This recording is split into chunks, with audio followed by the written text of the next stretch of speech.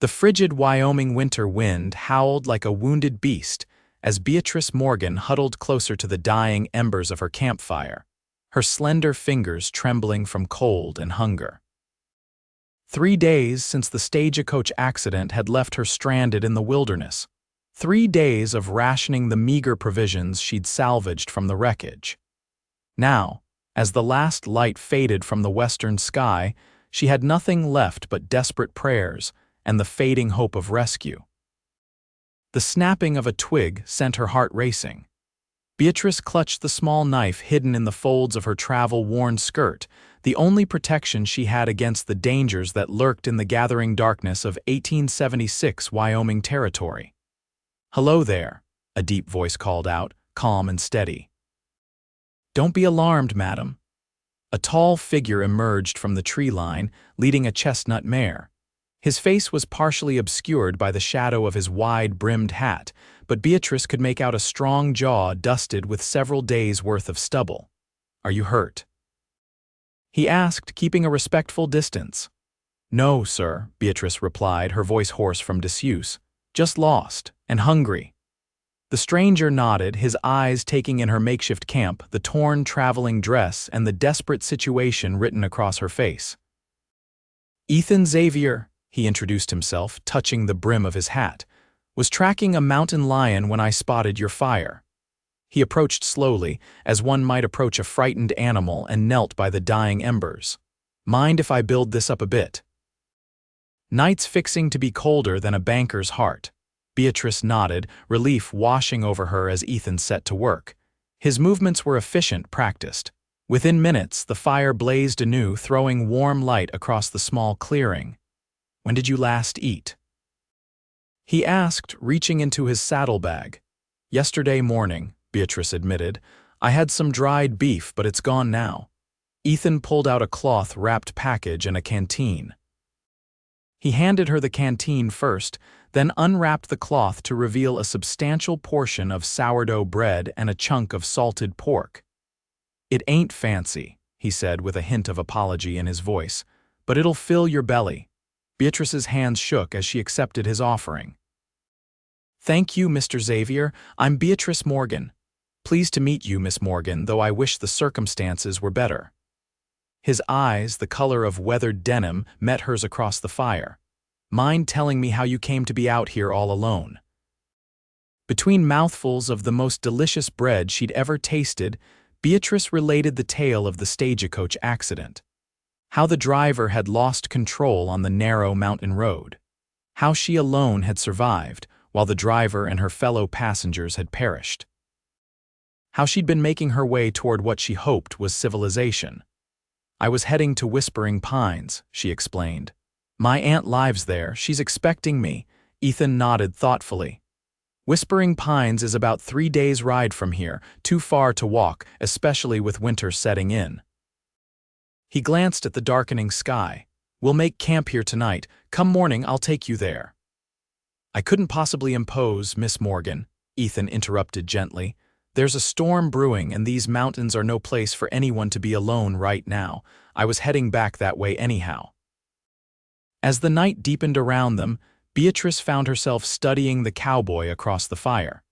His hands were rough and calloused, but they moved with unexpected grace as he prepared a simple bedroll for her. His face was weathered from years under the sun, yet his eyes held a kindness that put her at ease despite their strange circumstances. "Get some rest," Ethan said, settling himself on the opposite side of the fire. "We've got a long ride ahead tomorrow." Morning came with pearl-gray light filtering through the pine branches. Beatrice woke to find Ethan already up, brewing coffee in a blackened pot suspended over a fresh fire. "You're an early riser," she observed, accepting the tin cup he offered. "Sun and cattle wait for no man," he replied with a small smile. "Hope you don't mind riding double. Star here is strong, but I don't have a spare mount." The day passed in steady progress through the rugged terrain. Ethan seated behind her on the saddle, his arm occasionally brushing hers as he guided Star around obstacles. He shared stories of the territory, pointing out landmarks and talking of the changes he'd seen since arriving 8 years prior. "Where were you before Wyoming?" Beatrice asked as they paused to rest the horse beside a clear, rushing stream. "All over," Ethan replied, his gaze distant. "Texas, mostly. Drove cattle up the Kishome Trail a few times. Tried my hand at prospecting in Colorado. Nothing stuck until I came here." He glanced at her. "What about you?" "What brings you to Wyoming territory?" Beatrice sighed, watching the water flow over smooth stones. "My parents passed last spring. Influenza. I've been teaching school in Ohio, but there's nothing left for me there now. Aunt Harriet is my only family." Ethan nodded, understanding in his eyes. "Fresh starts can be a blessing. This country has a way of letting a person reinvent themselves." They made camp that evening in a sheltered hollow. As they shared another meal of Ethan's provisions, Beatrice found herself increasingly drawn to this quiet, capable man. There was a steadiness to him that she found comforting, a dependability that stood in stark contrast to the chaos of recent months. "How did you learn to survive out here?" she asked as they sat beside the fire, the stars appearing one by one in the darkening sky.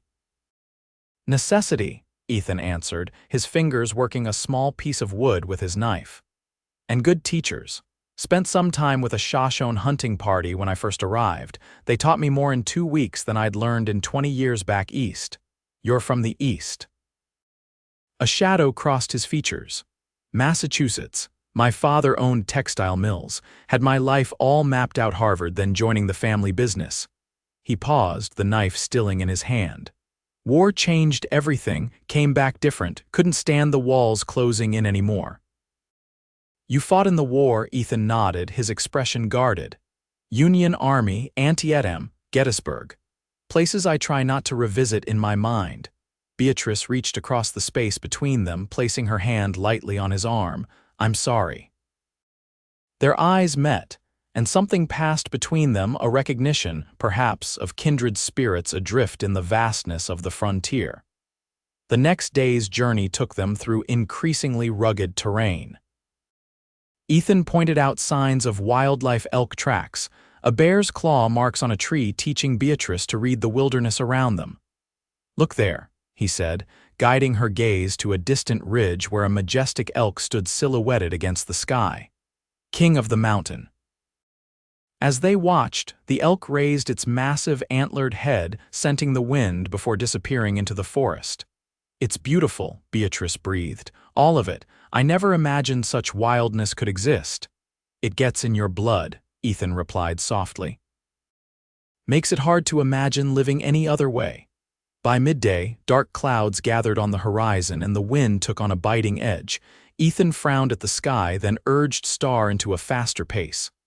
"There's a line shack about an hour ahead," he explained. "Used it during spring roundup. We need to reach it before that storm hits." They pushed on through increasingly difficult conditions, the wind whipping at their clothing as the temperature dropped. When the small cabin finally came into view, nestled against a rocky outcropping, Beatrice could have wept with relief. The interior was Spartan but solid, a stone fireplace, a rough-hewn table with 2 chairs, a narrow bed, and shelves stocked with basic provisions. Ethan busied himself starting a fire while Beatrice explored the tiny space. "It's not much," he said apologetically, "but it'll keep us dry." Outside, the storm arrived with sudden fury, rain lashing against the single window, wind howling through the eaves. Beatrice helped Ethan prepare a simple meal from the cabin store's beans, jerky softened in the cooking liquid and the last of his bread. "Where did you learn to bake?" she asked, savoring the sourdough. A rare smile crossed Ethan's face. "My mother. She believed every man should know how to feed himself properly, said it was the difference between surviving and living." "She sounds wise." She was. His voice held a gentle reverence. "Past 10 years ago, but I still hear her voice sometimes, especially when I'm kneading dough." As the evening deepened, the storm showed no signs of abating. They sat before the fire, the small cabin growing warm and comfortable despite the raging elements outside. "Tell me about your ranch," Beatrice said, genuinely curious about the life he'd built. Ethan's expression softened. "It's small compared to some, but it's mine. 300 acres along the Sweetwater. Started with just 20 head of cattle and a dream." He paused, staring into the flames. "Got close to 100 head now. Good stock, building a proper house come spring." "It sounds wonderful," she said sincerely. "It's lonely sometimes," he admitted, his voice low. "Beautiful country, but the winters are long." Their eyes met across the small space, and Beatrice felt her heart quicken. There was something in his gaze, a question, perhaps, or a hope that resonated within her own heart. The storm lasted through the night and into the following day, trapping them in the cabin together. They passed the time with conversation and simple tasks. Ethan repaired a loose floorboard while Beatrice organized the provisions on the shelves. They discovered shared interests in literature and music, debated politics with surprising compatibility, and slowly revealed their histories to one another. Beatrice spoke of her years teaching in a one-room schoolhouse, of her dreams to someday open a proper school of her own. Ethan listened attentively, asking thoughtful questions, revealing in his responses an education and intellect that belied his rugged exterior. "You miss teaching," he observed as they shared coffee by the fire, rain still drumming steadily on the roof. "I do," she admitted. "There's something wonderful about watching a child discover the world through books and numbers. Whispering Pines has no proper school," Ethan said. "Folks have been talking about the need for one."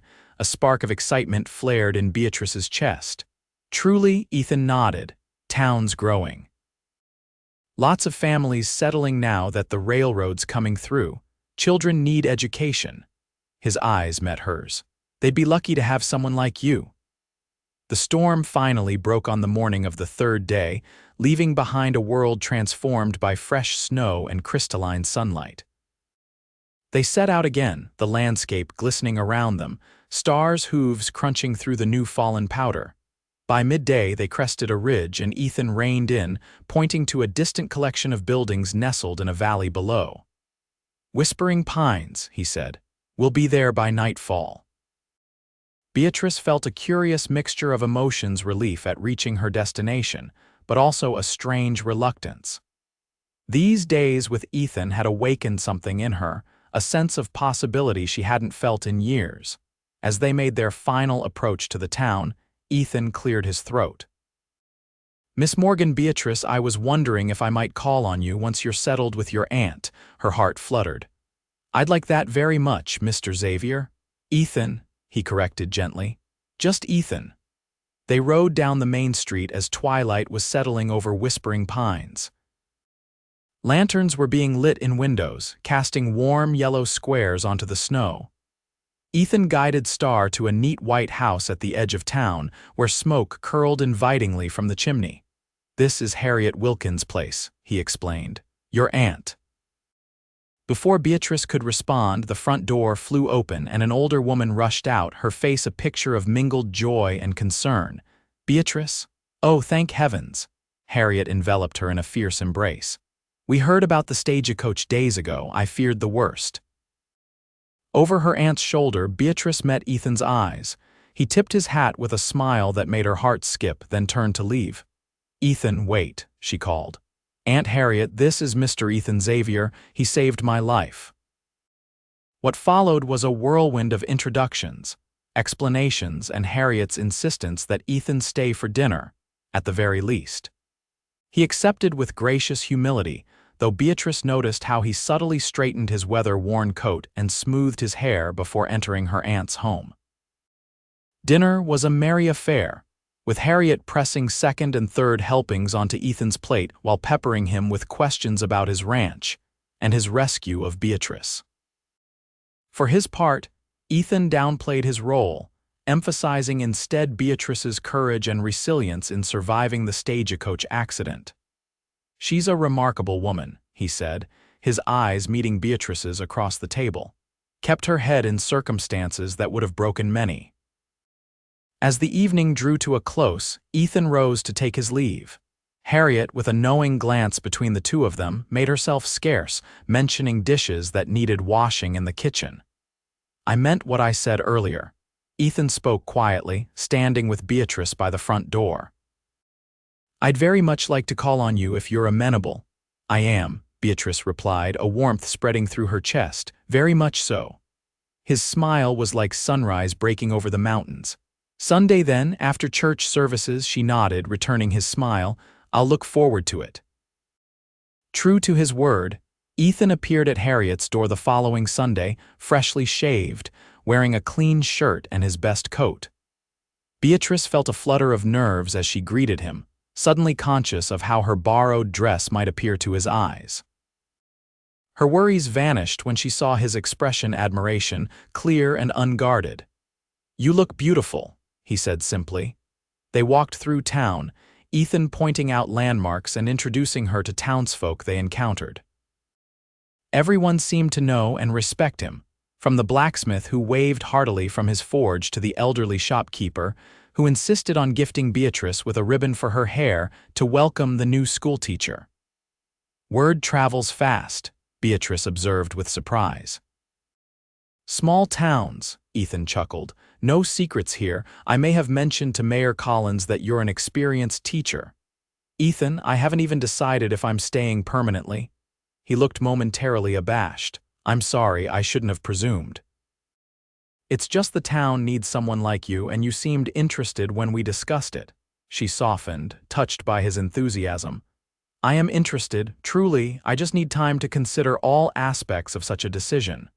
"Of course," he agreed. "No rush." Their courtship unfolded gradually over the coming weeks. Sunday walks became a tradition, sometimes joined by Aunt Harriet, more often just the two of them exploring the countryside around Whispering Pines.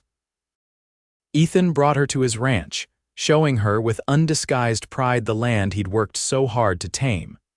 The modest cabin he currently called home was clean and functional, but Beatrice's attention was caught by the partially constructed foundation nearby.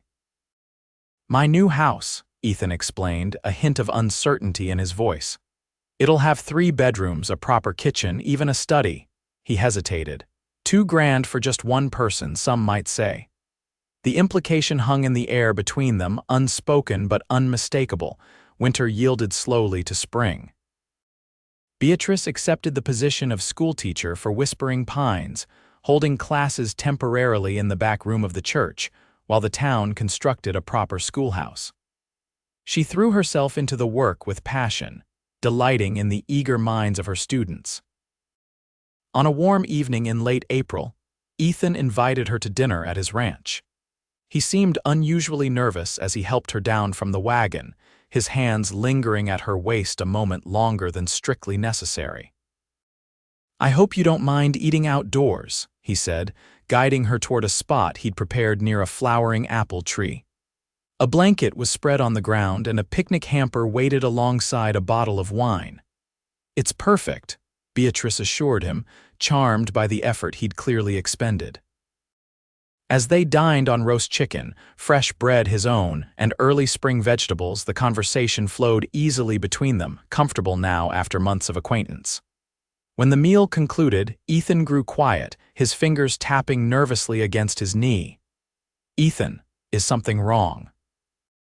He took a deep breath, then reached for her hand.